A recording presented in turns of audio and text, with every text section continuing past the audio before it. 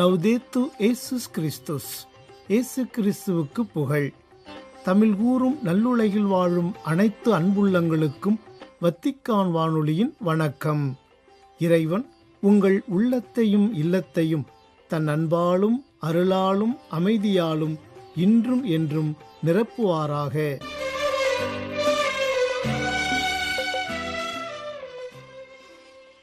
அன்பு நேயர்களே, வத்திக்கான் வானொலி இன்று உங்களுக்கு வழங்கவிருப்பவை தடம் தந்த தகைமை மற்றும் ஞாயிறு மறைவுரை சிந்தனை.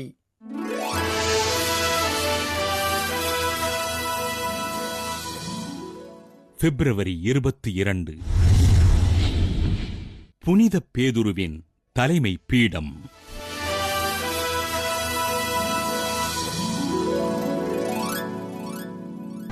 புனித பேதுரு ஆண்டவர் இயேசு கிறிஸ்துவினால் அழைக்கப்பட்ட முதல் சீடர்.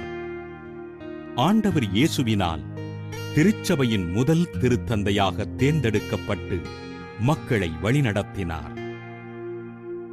புனித மகதலா மரியா ஆண்டவர் இயேசுவினை கல்லறையில் காணவில்லை என்று சீடர்களிடம் சொன்னபோது பேதுரு கல்லறையினுள் முதலில் இறங்கினார்.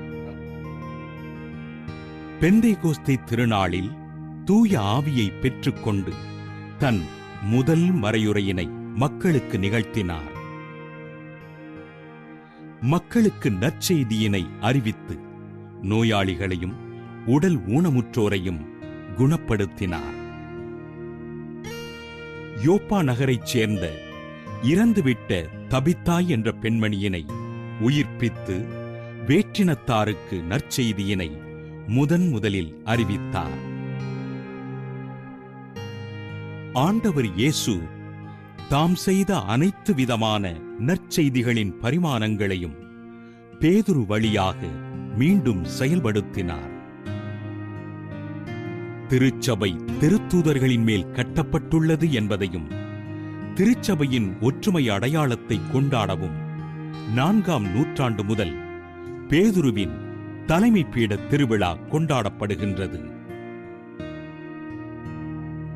இன்று நம்மை வழிநடத்தும் திருத்தந்தை மற்றும் ஆயர்களும் பேதுருவின் வழித்தோன்றல்கள் என்ற சிறப்பை பெறுகின்றனர்.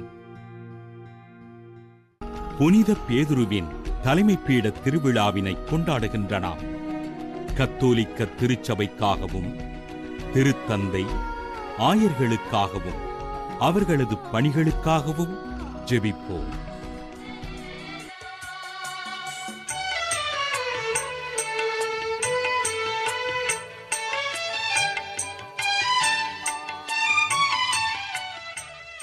ஞாயிறு மறைவுரை சிந்தனை. தவக்காலம் முதல் ஞாயிறு.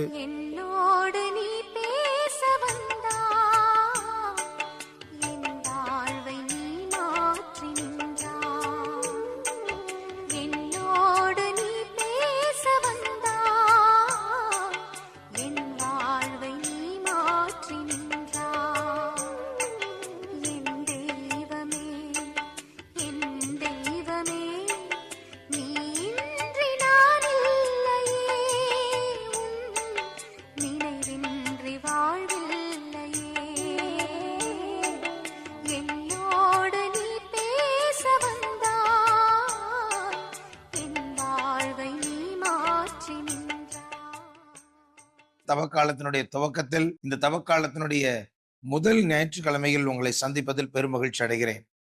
கடந்த புதன்கிழமை நம் நெற்றிகளில் திரு சிலுவையானது சாம்பலால் பூசப்பட்டு தவக்காலம் இனிதே துவங்கியது. இன்றைக்கு இந்த தவக்காலத்தினுடைய முதல் ஞாயிறில் மிக அழகாக ஆண்டவர் இயேசு கிறிஸ்து எப்படி சோதிக்கப்பட்டார் எனவும் அவர் அந்த சோதனைகளை எப்படி மேற்கொண்டார் எனவும் இந்த நிகழ்விலிருந்து நாம் என்ன கற்றுக்கொள்ளலாம் என்றும் திருச்சபை நம் ஒவ்வொருவரையும் வழி நடத்துகிறது. முதலாவது நாம் எடுத்துக்கொள்கிற சிந்தனை மத்தேயு எழுதிய நற்செய்தி 4ஆவது அதிகாரம் 1வது வசனம். அதில் வாசிப்பது என்ன? அதன்பின் இயேசு அலைகையால் சோதிக்கப்படுவதற்காக பாலை நிலத்துக்கு தூய ஆவியால் அழைத்து செல்லப்பட்டார். ஆண்டவர் இயேசு பாலை நிலத்துக்கு அழகையால் சோதிக்கப்பட தூய ஆவியால் அழைத்து செல்லப்பட்டார். இதுல இருந்து நம்ம புரிந்து கொள்கிறது என்ன? ஒரு விஷயம் தெளிவாக தெரிகிறது.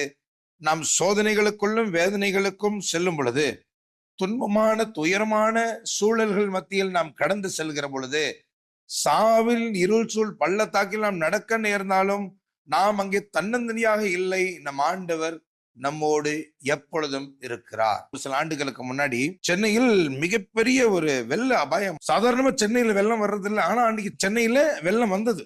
ஏராளமானவர்கள் அவர்களுடைய சொத்துக்களை இழந்தார்கள், அவர்களுடைய வீடுகளை இழந்தார்கள். தண்ணீர் அவர்கள் வீட்டுக்குள்ள புகுந்ததுனால, சென்னையில பெருசா வெள்ளம் வராததுனால, முன்னேற்பாடுகள் எதுவும் செய்யாமல் இருந்ததுனால பாருங்க என்ன ஆகுது, முக்கியமான டாக்குமெண்ட்ஸ் எல்லாம் அந்த வெள்ளத்தை அடிச்சுட்டு போய் வீட்டுல இருக்கிற பொருட்கள் எல்லாம் விலை மதிப்புரிய அந்த பொருட்கள் எல்லாம் சேதமாகி விடுகிறது. என்ன செய்யறதுன்னே தெரியல. அப்ப அந்த மாதிரி வெள்ளத்துல சிக்கி கொண்ட ஒரு குடும்பம் எல்லாம் இழந்து, நிறைய நல்ல பணக்காரங்க தான், ஆனா பாருங்க வீட்டுல இருக்க பேப்பர்ஸ் எல்லாம் அந்த வெள்ளத்துல பாழாய் போச்சு, வீட்டுல இருந்த பொருட்கள் எல்லாம் பாழாய் போச்சு. என்ன பண்றதே தெரியல. ஒரு சில ஆண்டுகள்ல மீண்டுமாக அவர்கள் இழந்து போன எல்லா காரியங்களையும் அவர்கள் சேர்க்கிறார்கள். மக்களிடமிருந்து அவர்களுக்கு பல உதவிகள் வந்து சேர்கின்றன. அரசு கிட்ட இருந்து உதவி வருது. பல ஆண்டுகளுக்கு பின்னாடி இன்னைக்கு அந்த சகோதரன் அந்த நிகழ்வை யோசித்து பார்க்கும்போது சொல்கிறார், வெள்ளம் வந்து நான் அத்தனை வருஷம் சேர்த்து வச்சது எல்லாத்தையும் அடிச்சுட்டு போயிடுச்சு, ஒண்ணுமே மீறல, எனக்கு என்ன இருக்குது, எனக்கு யார் இருக்கிறா அப்படின்னு தோண்டிட்டு இருக்கும் போது எனக்கும் என் குடும்பத்துக்கும் தோணின ஒரே காரியம், நம்ம சேர்ந்து ஜெபம் பண்ணுவோம், ஆண்டவர் என்ன கைவிட மாட்டார். நம்ம சேர்ந்து ஜெபம் பண்ணுவோம், ஆண்டவர் என்ன கைவிட மாட்டார். அப்படி ஒரு வெள்ளம் வந்ததுக்காகவும், அப்படி ஒரு பெரிய பேரிடர் நடந்ததுக்காகவும் எந்த ஒரு அறிகுறியும் அவருடைய வீட்டிலேயோ அவருடைய வாழ்க்கையில நம்ம பார்க்க முடியாது. அந்த அளவுக்கு ஆண்டவர் மீண்டுமாக அவர்களை நிலைநிறுத்தி இருக்கிறார். அப்ப பாருங்க, நம்ம எவ்வளவு சோதனை எவ்வளவு வேதனைக்குரிய இடத்தில் இருந்தாலும் நாம் ஞாபகம் வைத்துக் கொள்வது, நம் ஆண்டவர் நம்மை கை விடுவதில்லை. சாவின் இருள் சூழ் பள்ளத்தாக்கில் நாம் நடக்க நேர்ந்தாலும் நம் ஆண்டவர் ஒருபோதும் நம்மை கைவிடுவதில்லை. இதைத்தான் திருப்பாடல் 23:1 வாசிக்கிறோம். ஆண்டவர் எனக்கு ஆயன், எனக்கு ஏதும் குறை இல்லை. அவர் என்னை பார்த்துக் கொள்கிறார், என் தேவைகளை சந்திக்கிறார், என் துயரமான நேரங்களில் அவரே எனக்கு ஆறுதலாக நிற்கிறார். என்னை கைவிடாத கடவுள் ஒருவர் இருக்கிறார் என்ற நம்பிக்கை ஒவ்வொரு கிறிஸ்தவனுக்கும் இந்த நற்செய்தி பகுதி தருகிறது. ஆம், நாம் பாலைவனங்களுக்கு அழைத்து செல்லப்படுகின்ற பொழுது கூட, எங்கு வழி இருக்கிறது, என்ன செய்ய போகிறோம் என்று நாம் திக்கற்று கிடக்கிற அந்த தருணங்களில் கூட தூய் ஆவியானவர் நம்மை வழி நடத்தி கொண்டே இருக்கிறார். அழகையால் நாம் சோதிக்கப்படும் பொழுது கூட தூய் ஆவியானவர் நம்மை வழி நடத்தி கொண்டே இருக்கிறார் என்பதை ஒருபோதும் நாம் மறந்துவிடக் கூடாது. ஆகவே தான் புனித பேதுரு அழகாக எழுதுகிறார். பேதுரு எழுதிய 1 திருமடல் 5வது அதிகாரம் 7வது வசனத்தில் மிக அழகாக எழுதப்பட்டிருக்கிறது, உங்கள் கவலைகளை எல்லாம் அவரிடம் விட்டு விடுங்கள், ஏனெனில் அவர் உங்கள் மீது கவலை கொண்டுள்ளார். உண்மையிலேயே ஆண்டவர் மேல நம்பிக்கை இருக்கிறவங்க கவலைப்பட்டாங்க அப்படின்னு சொன்னா என்ன அர்த்தம்? என் பிரச்சனைகளை நான் தான் சமாளிக்க வேண்டி இருக்குது, என் பிரச்சனை எப்படி சமாளிக்கிறது எனக்கு தெரியலேன்னு சொல்றாங்கன்றது அர்த்தம். ஆண்டவர் மீது நம்பிக்கை உடையவர்கள் ஒருபோதும் கவலைப்படுவதில்லை, ஏனெனில் அவர்களை பற்றி கவலைப்படுவதற்கு, அவர்கள் மீது அக்கறை கொள்வதற்கு ஒரு தெய்வம் இருக்கிறது, ஒரு கடவுள் ஒருவர் இருக்கிறார். அவர் ஒருபோதும் நம்மை கைவிடாதவராக இருக்கிறார். எனக்கு பிரியமான சகோதர சகோதரிகள், ஆகவே முதலாவது இந்த நாளில் நாம் நம்மை பார்த்து கேட்டுக்கொள்ள வேண்டிய கேள்வி, துன்பங்கள், துயரங்கள், சோதனைகள், வேதனைகள் வரும் பொழுதெல்லாம் என் ஆண்டவர் என்னோடு இருக்கிறார் என்கிற நம்பிக்கை நம்மிடம் இருக்கிறதா? என் ஆண்டவர் ஒருபோதும் என்னை திக்கற்றவராய் விட்டுவிட மாட்டார் என்கிற நம்பிக்கை நம்மிடம் இருக்கிறது. ஒருபோதும் இதுவரையில் கைவிடாத என் கடவுள் இனியும் என்னை கைவிட மாட்டார் என்ற நம்பிக்கை நம்மிடம் இருக்கிறதா? இந்த நம்பிக்கையில் நாம் இன்றைக்கு ஆழப்பட திருச்சபை நம்மை அழைக்கிறது. இரண்டாவதாக, துன்ப துயர வேதனையின் வேளைகளில் ஆண்டவருடைய வார்த்தை தான் நமக்கு ஆறுதலாய் வருகிறது. மத்தேயு எழுதிய நற்செய்தி 4வது அதிகாரம் 4வது வசனத்தில் ஆண்டவர் இயேசு கிறிஸ்து சொன்ன இந்த வார்த்தைகளை வாசிக்கிறோம். மனிதன் அப்பத்தினால் மட்டுமல்ல, மாறாக கடவுளின் வாய்ச்சொல் ஒவ்வொன்றாலும் வாழ்வார். கடவுளின் வாய்ச்சொல் ஒவ்வொன்றாலும் வாழ்வார். எனக்கு ஞாபகம் இருக்குது, பல ஆண்டுகளுக்கு முன்னாடி கல்லூரி மாணவர் ஒருவர் எக்ஸாம்ல ஃபெயில் ஆயிட்டார். நல்லா படிச்சுட்டு இருந்த பையன், ரொம்ப நல்ல பேர் எடுத்த பையன், திடீர்னு வந்து எக்ஸாம்ல ஃபெயில் ஆயிட்டாரு. இதுக்கு முன்னாடி அவர் ஃபெயில் ஆனதே கிடையாது. ஃபெயில் ஆன உடனே அவருடைய நண்பர்களோட பேசுறது அப்படி நிறுத்திட்டாரு. வீட்டுல முக்கியமான நிகழ்வுகள் வரும்போது மக்களோட சேர்ந்து வர்றதை நிறுத்திட்டாரு. அப்படி ஒரு மாதிரி டிப்ரெஷன் ஃபேஸ்ன்னு சொல்றாங்க. இப்ப எல்லாரும் டிப்ரெஷன் ஃபேஷன் ஆகி போச்சுல்ல. ஆமா, அப்படிப்பட்ட ஒரு டிப்ரெஷன் ஃபேஸுக்கு அவர் போய் யாருக்கிட்டையும் பழகாம தன்னந்தனியா இருக்க ஆரம்பிக்கிற ஒரு சூழல்ல அவர் அப்படி போயிடுறாரு. அப்போ திடீர்னு ஒரு நாள் அவங்க அம்மா என்ன பண்றாங்க, ஒரு பைபிள் டைரி கேள்விப்பட்டிருப்பீங்க, எல்லாரும் யூஸ் பண்றோம் இல்லையா? ஒரு பைபிள் டைரிய அங்க அவர் சாப்பிட்டுட்டு இருந்த டேபிள்ல வச்சுட்டு போயிடுறாங்க. யார்கிட்டயும் பேசுறது இல்ல, யார்கிட்டயும் பழகுறது இல்ல. சரி, ஏதாவது புத்தகம் வாசிப்போமே, ஒரு புத்தகம் இருக்குதுன்னு சொல்லி பைபிள் டைரி எடுக்கிறாரு. இது டேட் வாரியா இருக்கிறதுனால அன்றைக்கு தேதியில போய் அந்த பைபிள் வாசகத்தை படிக்க ஆரம்பிக்கிறாரு. அவருக்கே தெரியாம ஏதோ ஒன்று அவருக்குள் மாற ஆரம்பிக்கிறது. அன்றைக்கு மட்டும் இல்ல, தொடர்ந்து 4-5 நாட்களுக்கு அன்றன்றைக்கான நற்செய்தி வாசகத்தை அவர் வாசிக்க ஆரம்பிக்கிறாரு. அப்புறம் ஒரு 5 நாள் கழிச்சு முதல் வாசகத்தையும் திருப்பாடலையும் வாசிக்க ஆரம்பிக்கிறாரு. அவருக்கே தெரியாம அந்த டிப்ரெஷன்ல இருந்து அவர் வெளில வந்தாரு. சமீபத்துல அந்த சகோதரனை சந்திக்கும் போது அவர் சொன்னாரு, இப்ப டிப்ரெஷன் அப்படின்ற வார்த்தைக்கும் டிப்ரெஷன் அப்படின்ற அந்த எண்ணங்களுக்கும் என் வாழ்க்கையில இடமே இல்லை, என்னை மீட்டெடுத்தது ஆண்டவருடைய வார்த்தை தான் அப்படின்னு அவர் சொன்னார். பிரியமான என் சகோதர சகோதரிகளை, உண்மைதான். திருப்பாடல் 119 திருப்பாடல் 105வது வசனத்துல வாசிக்கிறோம், என் காலடிக்கு உன் வாக்கிய விளக்கு, என் பாதைக்கு ஒளியும் அதுவே. என் பாதைக்கு ஒளியும். அப்ப எங்க போகணும், இதுல இருந்து எப்படி நான் வெளியில வர போறேன், எனக்கு முன்னாடி போறதுக்கு வழியே இல்லையே, இந்த காலேஜ்ல இப்படி அவமானமாயி போச்சு, அசிங்கமாயி போச்சு, யாரு நான் சந்திக்க போறேன், யார் முகத்துல நான் எப்படி முழிக்க போறேன், அந்த மாதிரி ஒரு வழியே தெரியாத இருந்த போது ஆண்டவருடைய வார்த்தை பாருங்க, ஒரு புதிய உற்சாகத்தை ஊட்டி அவனை வழி நடத்துகிறது. ஆண்டவர் இயேசு கிறிஸ்து கூட பாருங்க தெளிவா சொல்றாரு பிசாசு கிட்ட, எப்பா உன்னுடைய தயவு எனக்கு தேவையில்லை, என் ஆண்டவர் எனக்கு போதும். உணவு எனக்கு தேவையில்லை, என் ஆண்டவர் எனக்கு போதும். ஆகாரம் எனக்கு தேவையில்லை, என் ஆண்டவர் எனக்கு போதும். ஏனெனில் என் ஆண்டவர் என்னை காத்து தேற்றி வழி நடத்துகிறார். அதுல பாருங்க, மத்திய எழுதிய நற்செய்தி 5வது அதிகாரம் 6வது வசனத்தில் பார்க்கிறோம், நீதியை நிலைநாட்டும் வேட்கை கொண்டோர் வேறு பெற்றோர், ஏனெனில் அவர்கள் நிறைவு பெறுவர். அப்போ இதயத்தினுடைய ஆவலை என்னவா இருக்கணும் அப்படின்னு சொன்னா, ஆண்டவருடைய நீதி என் வாழ்க்கையில் நிறைவேறணும், ஆண்டவருடைய சித்தம், ஆண்டவருடைய திட்டம், ஆண்டவர் கொடுத்த வாக்குறுதிகள் என் வாழ்க்கையில நிறைவேறணும் அப்படின்னு நம்ம ஒப்பு கொடுத்துறோம்னு வச்சுக்கோங்களேன். பிரியமான என் சகோதர சகோதரிகளே, எதுவும் நம்மை கட்டி வைத்திருக்க முடியாது. அது பாருங்க, ஆண்டவர் இயேசு கிறிஸ்துவுக்கு உடல் ரீதியாக பசி இருந்தாலும் அவர் சொல்றாரு, இந்த பசியால என்ன ஒன்றும் செய்ய முடியாது, என்ன ஆனாலும் சரி பிசாசே, நான் உனக்கு அடிபணிய போவதே கிடையாது அப்படின்னு பேசுறார். ஆக 2வது நாம் புரிந்து கொள்ள வேண்டிய காரியம், நாம் துன்பங்களில் துயரங்களில் ஆண்டவருடைய உடனிருப்பை அனுபவிக்க வேண்டும் என்றால் ஆண்டவருடைய வார்த்தை நம்மை தேற்ற வேண்டும். துன்பங்கள் துயரங்கள் வேதனைகள் வருகின்ற பொழுதெல்லாம் முதலாவது நாம் ஞாபகம் வைத்துக் கொள்ள வேண்டியது, ஒருபோதும் ஆண்டவர் நம்மை கைவிடுவதில்லை, அவரே நம்மை வழி நடத்துகிறார், தூய ஆவியானவர் நம்முடனே இருக்கிறார். 2வது நாம் புரிந்து கொள்ள வேண்டியது, அந்த தருணங்களில் எல்லாம் ஆண்டவருடைய அரவணைப்பையும் அவருடைய பராமரிப்பையும் நாம் அனுபவிக்க வேண்டும் என்று சொன்னால் ஆண்டவருடைய வார்த்தையில் நாம் ஆறுதல் கொள்ள வேண்டும். ஆண்டவருடைய வார்த்தைகளை நம்பி அந்த வார்த்தைகள் நம்மை திடப்படுத்த நாம் அனுமதிக்க வேண்டும். நாசரேத்தூரில் இயேசு சென்றாலும் அவர்களுக்கு ஏன் எதையும் செய்ய முடியவில்லை என்றால், ஏனெனில் அவர்கள் ஆண்டவரை நம்ப மறுத்தார்கள். இன்றைக்கு ஆண்டவருடைய வார்த்தையை ஏற்றுக்கொள்கிற ஒவ்வொருவரையும் அவர் ஆசீர்வதிக்கிறார், திடப்படுத்துகிறார், தேவைகளை சந்திக்கிறார்.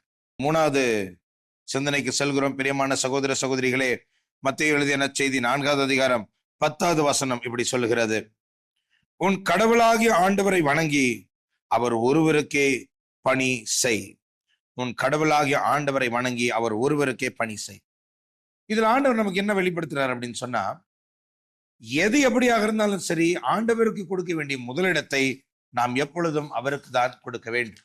ஆண்டவருக்கு கொடுக்க வேண்டிய இடத்தை வேற யாருக்கும் நாம் கொடுக்க வேண்டாம், யாருக்கும் கொடுக்க கூடாது. அப்படி நம்ம கொடுத்தால் அது நமக்கு நன்மை பயக்காது.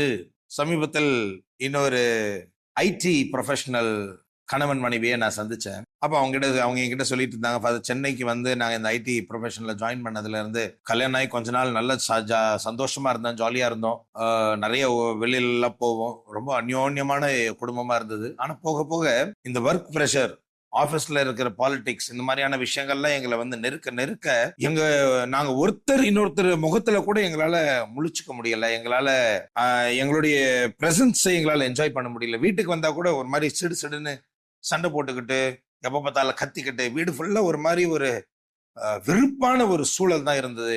எங்க வீட்டுக்கு வர எங்களுக்கே பிடிக்காம போச்சு. ஆனா ஒரு நாள் ஃபாதர் வீட்டுக்கு பிளெஸிங் வரும்போது எங்களுக்கு சொல்லி கொடுத்தாரு, குடும்பத்துல சமாதானம் இருக்கணும்னா 2 பேரும் சேர்ந்து ஜெபம் பண்ணணும்னு சொல்லி கொடுத்தாரு. ஃபாதர் அன்னைக்கு சொன்னதுல இருந்து நாங்க 2 பேரும் டெய்லி வேலைக்கு கிளம்புறதுக்கு முன்னாடி ஒரு 5 நிமிஷம் ஜெபம் பண்ணிட்டு போவோம். அதே மாதிரி நைட் சாப்பிடறதுக்கு முன்னாடி ஒரு 5 நிமிஷம், சும்மா 2 நிமிஷம் கூட ஜெபம் பண்ணுவோம், ஒரு பரலோகம் வந்துருவார் அருள் மாதிரியே கூட சில டைம் இல்லைன்னா சொல்லிட்டு போவோம்.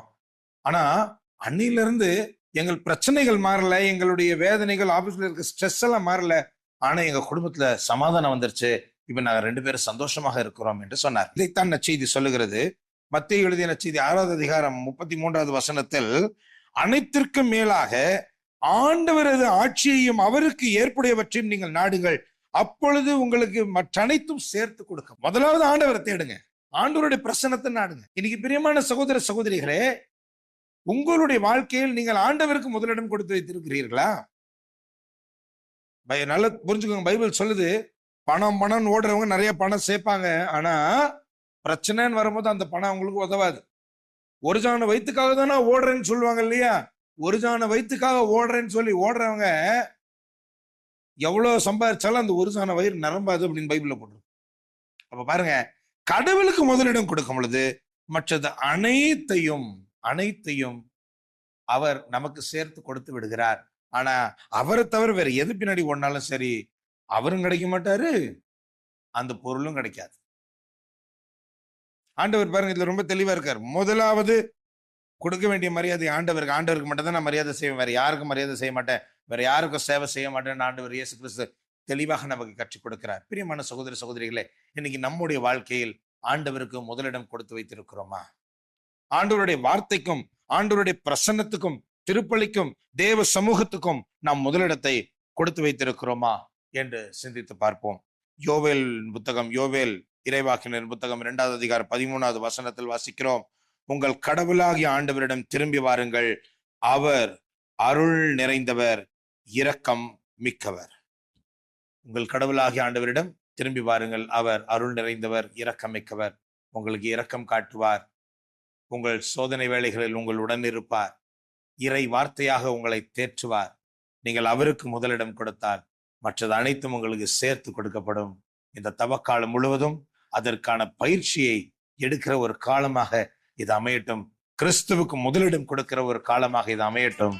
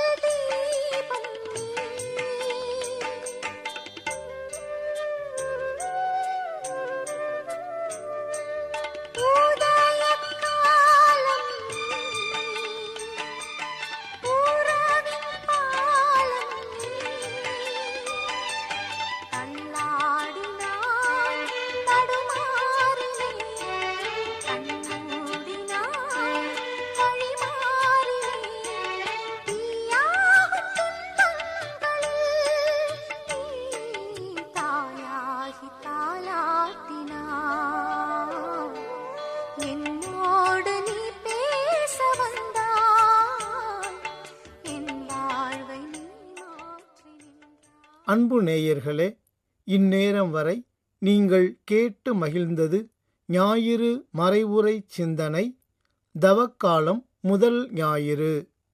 இத்துடன் வத்திக்கான் வானொலியின் இன்றைய நாள் ஒளிபரப்பு நிறைவு பெறுகின்றது. உங்கள் செவிமடுத்தலுக்கு நன்றி. வணக்கம்.